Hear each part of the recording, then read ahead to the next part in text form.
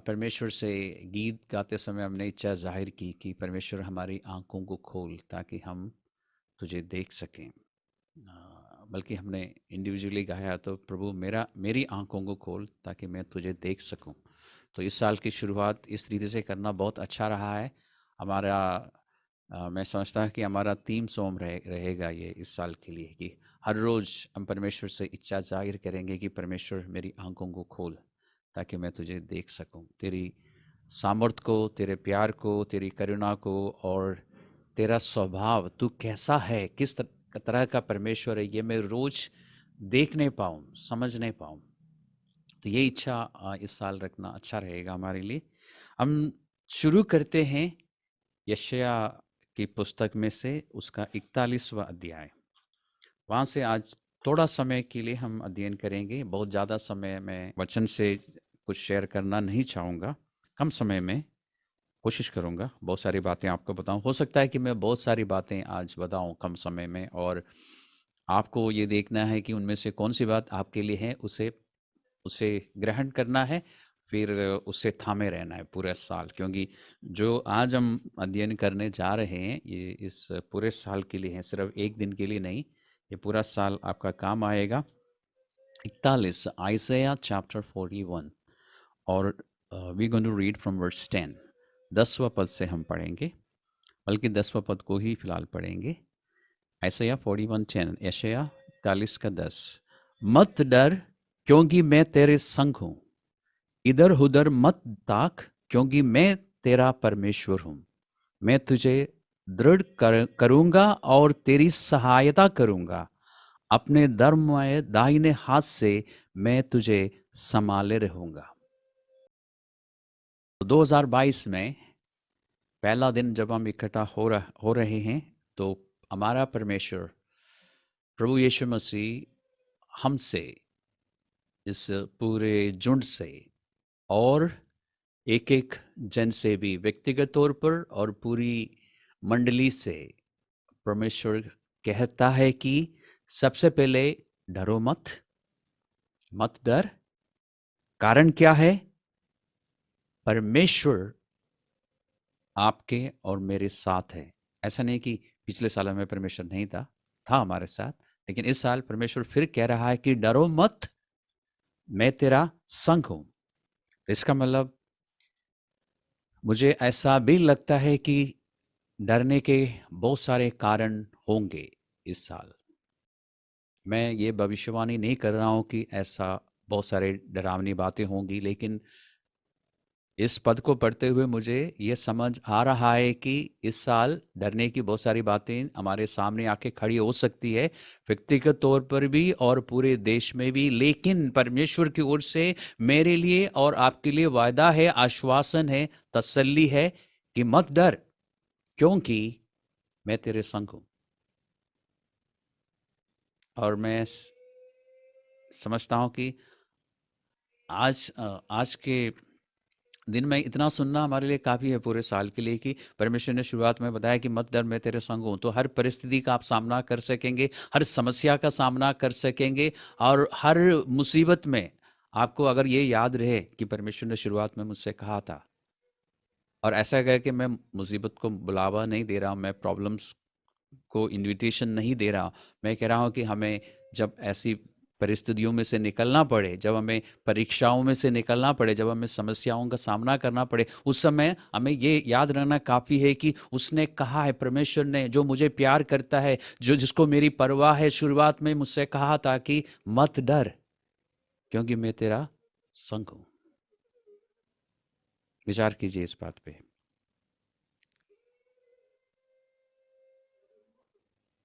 Okay, here we गो।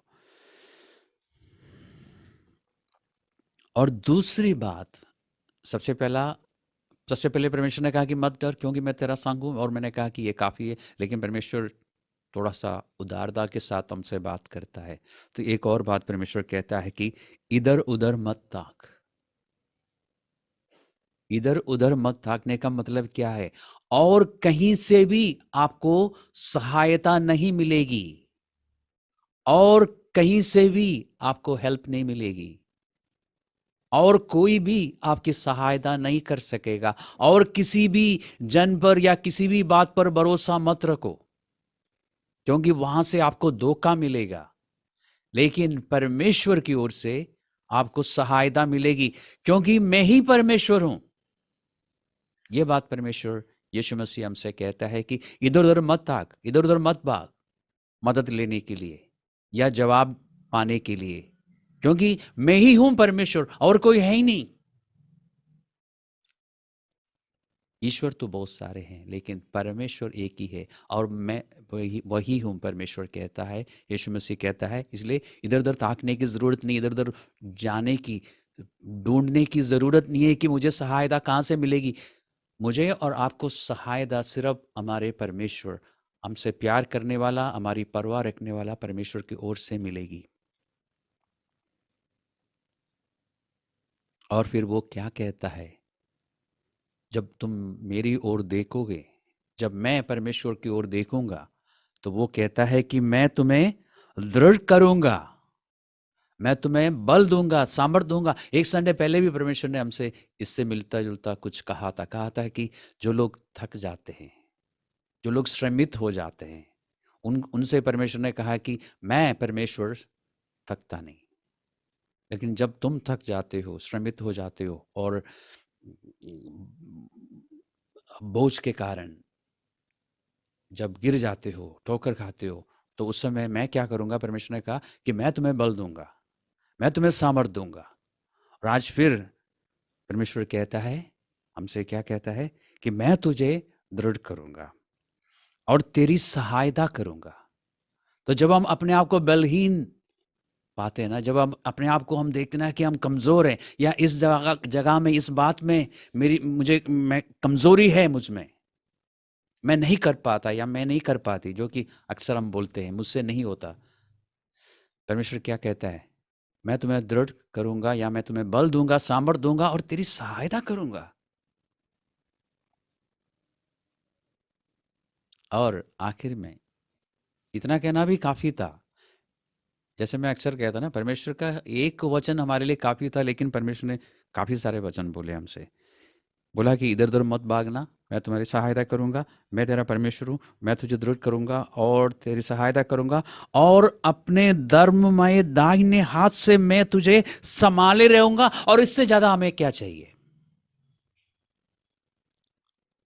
वो सिर्फ हमें सहायता नहीं करेगा, सिर्फ हमें बल नहीं देगा, वो कहते हैं कि मैं तुम्हें अपने दाहिने हाथ से पकड़ के रखूंगा और तुझे संभालूंगा।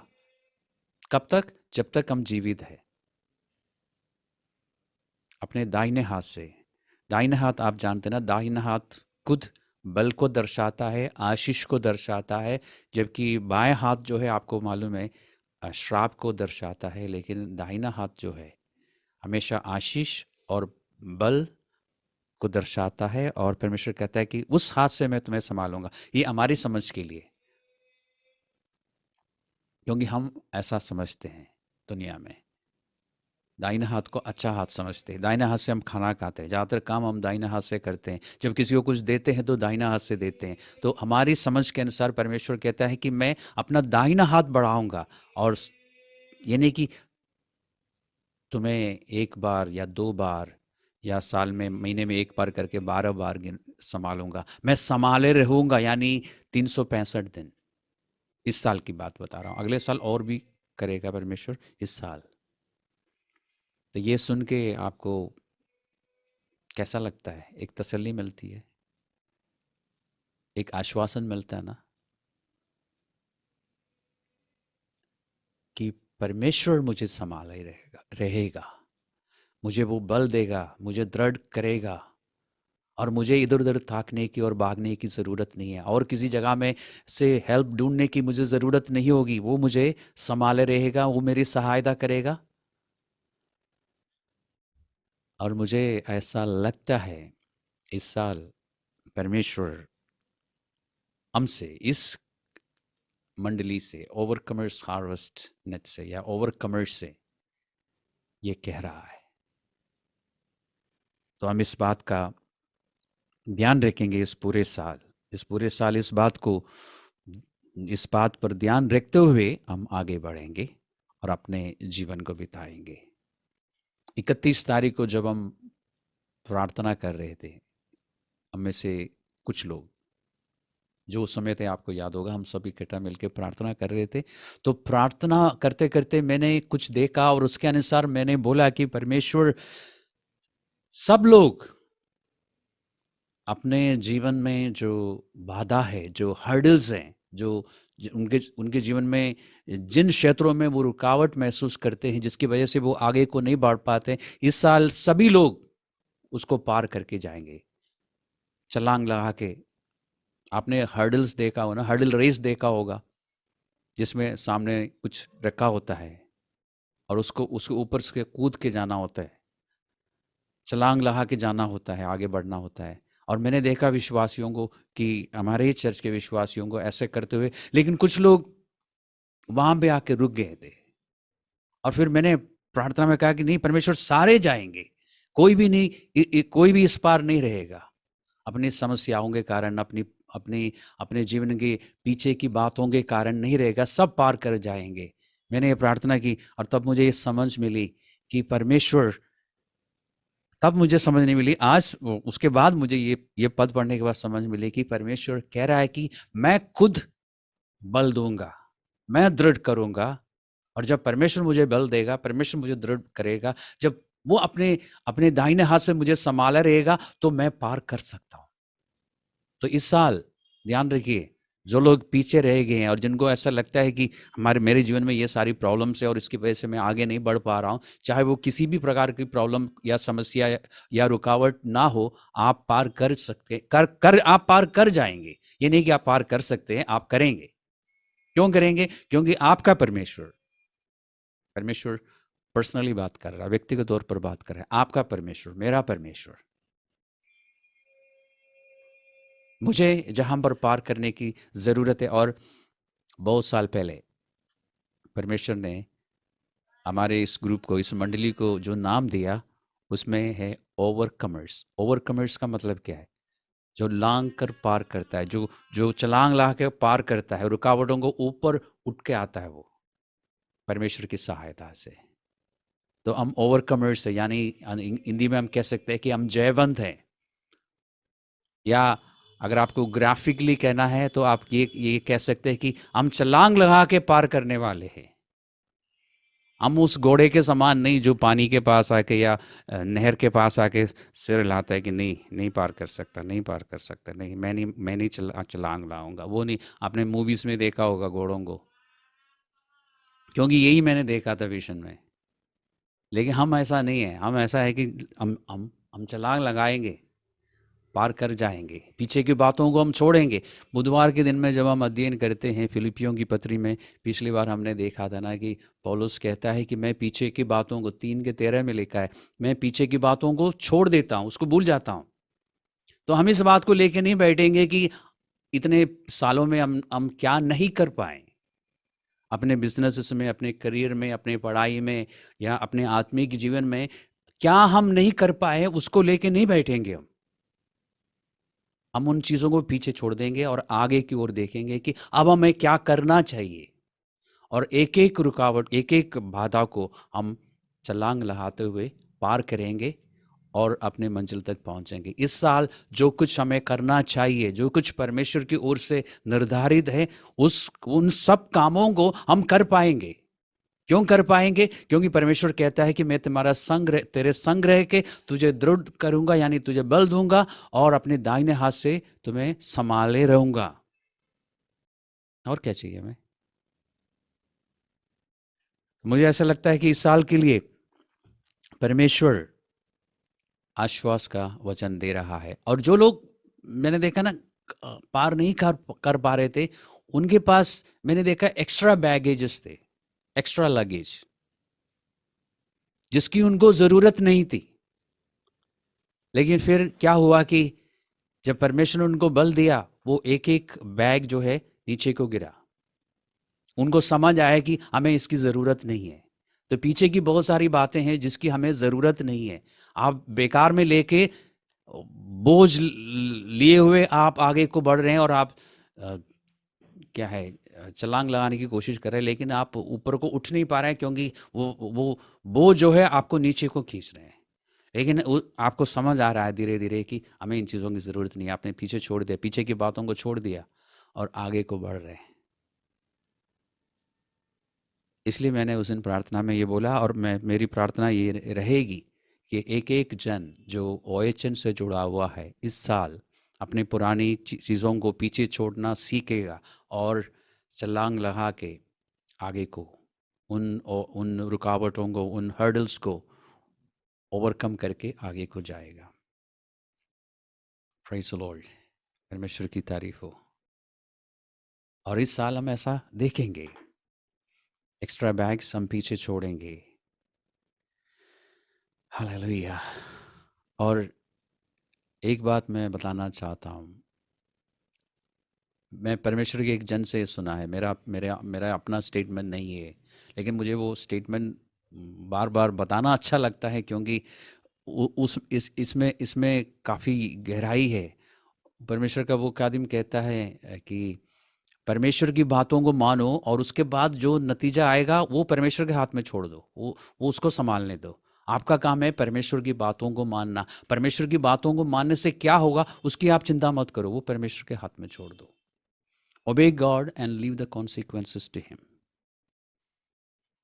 इस साल हम उस बात की और भी अच्छी तरह प्रैक्टिस करेंगे। पिछले सालों में भी आप लोग हम में से बहुतों ने किया है, लेकिन इस साल हम सब करेंगे। परमेश्वर की बातों के अनुसार हम आगे बढ़ेंगे और हमारे जीवन में हम देखेंगे, वाकई में हम देखेंगे कि हमारा परमेश्वर हमारा हाथ पकड़ के हमें पार करवाएगा, हमें बल देगा, हमें दृढ़ बनाएगा और हम पीछे नहीं रह जाएंगे। हम पुरानी चीज़ों को पीछे छोड़ देंगे।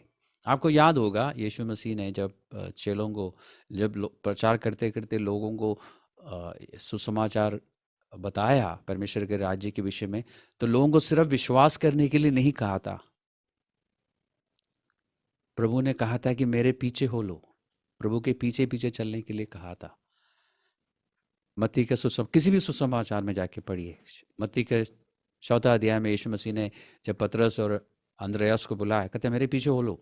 लेकिन उसके बाद आगे चल के 16 अध्याय में आप देखेंगे, मत्ती का ही, आप समय निकाल के पढ़ लेना। प्रभु यीशु मसीह ने कहा कि अगर कोई मेरे पीछे चलना चाहे तो उसको एक काम, बल्कि 2 काम बोला, उसका अपना इनकार करना होगा और फिर अपना क्रूस उठाना होगा। क्या उठाना होगा? अपना क्रूस उठाना होगा। और उस ज़माने के लोगों को ये बात अच्छी तरह समझ आई होगी, क्योंकि आज हम जब क्रूस को देखते हैं हमें लगता है कि क्रूस वो है जिस पर यीशु मसीह ने हमारे लिए अपना जीवन दिया। हम उस क्रूस को जानते हैं, लेकिन 2000 साल पहले क्रूस का मतलब उस ज़माने के लोग अच्छी तरह समझते थे, क्योंकि यीशु मसीह के आने से पहले भी क्रूस होता था। उस पर लोगों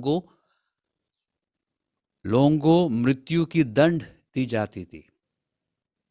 इसलिए उनके लिए क्रूस एक ऐसा उपकरण है जिससे मनुष्य को शारीरिक रीति से पीड़ित किया जाता है। और प्रभु ने कहा कि तुम्हें क्रूस उठाना होगा।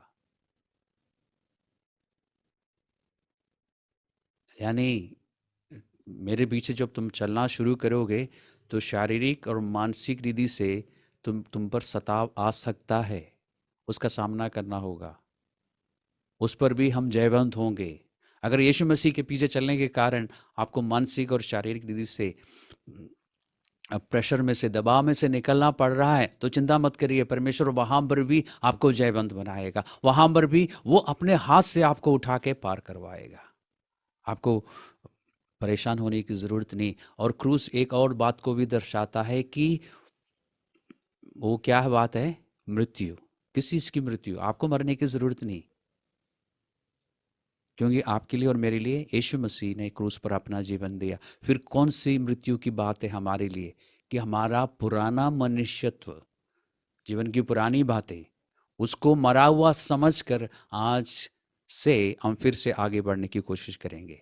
अगर अब तक हमने पूरी तरह से नहीं किया तो आज हम इस बात को समझते हैं और समझते हुए आगे को बढ़ेंगे कि पुरानी बातें बीत गई है, पुराने स्वभाव मर चुका है, उसको हम मरा हुआ जानकर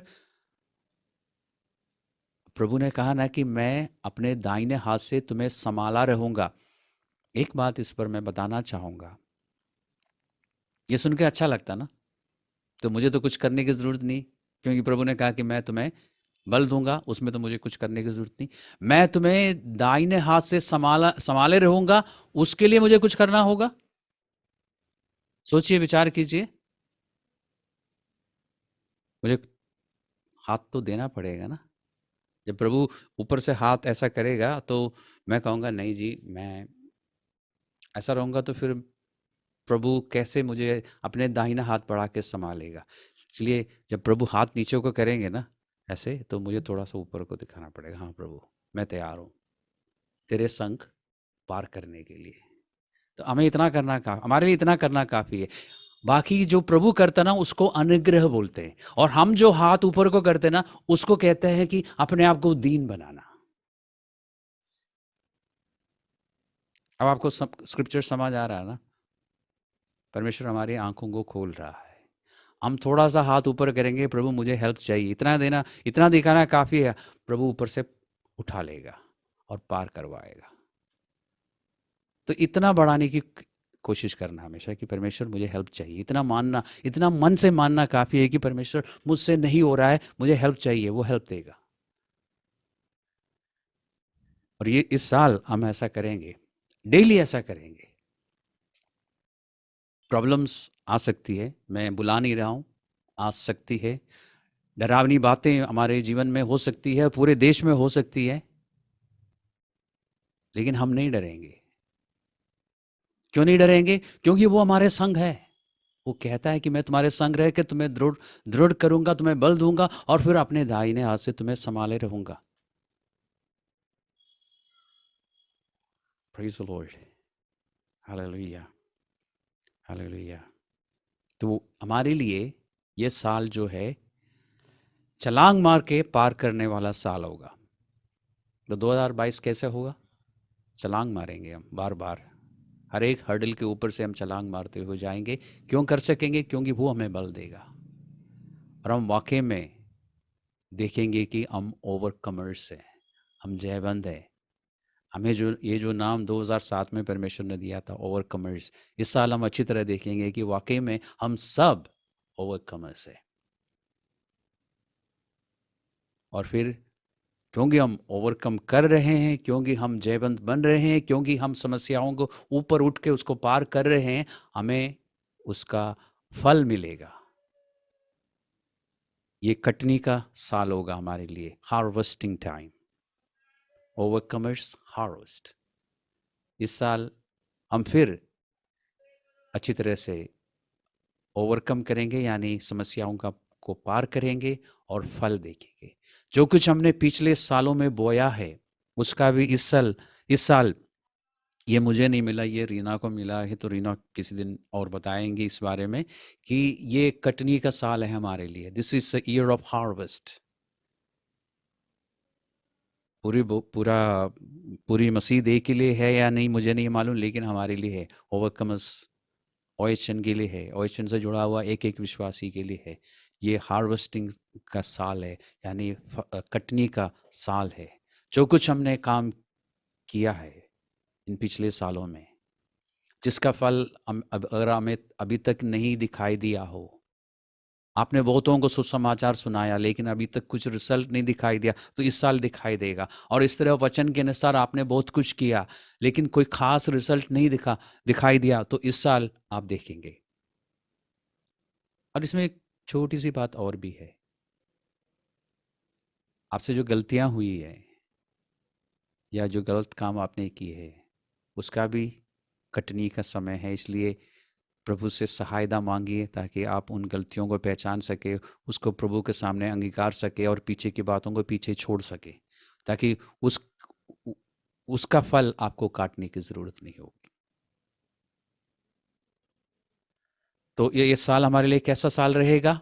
ओवरकमर्स का साल रहेगा, जयवंत होने का, समस्याओं को ऊपर उठने का, छलांग लगा के पार करने का साल होगा। हम उस घोड़े की तरह ऐसे नहीं सिर हिलाएंगे, नहीं नहीं नहीं मुझसे नहीं होगा। हम बोलेंगे कि होगा हमसे, क्योंकि वो हमें बल देगा और हम पार करेंगे और फिर आनंद मनाएंगे। आनंद क्यों मनाएंगे? क्योंकि ये कटनी का साल है हमारे लिए। देखिए परमेश्वर हमसे कितना प्यार करता है। और मैं समझता हूँ कि फ़िलहाल यहाँ पे रुक जाना हमारे लिए काफ़ी है। इन बातों को हम हमने एक बार सुना, और रिकॉर्डिंग जब वीडियो अपलोड होगा फिर से सुन लेना, और रोज़ अगर सारी बातें अगर आप भूल भूल भी जाते हैं तो एक इतना याद रखिए कि परमेश्वर कहता है मत डर, मैं तुम्हारे संग हूँ, मैं तुम्हें बल दूंगा और अपने दाहिने हाथ से मुझे तुझे संभाले रहूँगा। परमेश्वर का धन्यवाद हो कि वो हमें इतना प्यार करता है। हमारी गलतियों के बावजूद, हमारे पापों के बावजूद, हमारी कमज़ोरियों के बावजूद हमें वो त्याग नहीं देता। इस यशायाह के पुस्तक का 41वां अध्याय का 10वें पद में आपने देखा ना, 9वें पद को पढ़ लेना, बाद में पढ़ लेना, उसमें परमेश्वर वादा करता है कि मैं तुम्हें त्यागूंगा नहीं। तो इतना प्यारा परमेश्वर, इतनी सारी बातें हमसे आज करी है, परमेश्वर की हम महिमा करते हैं।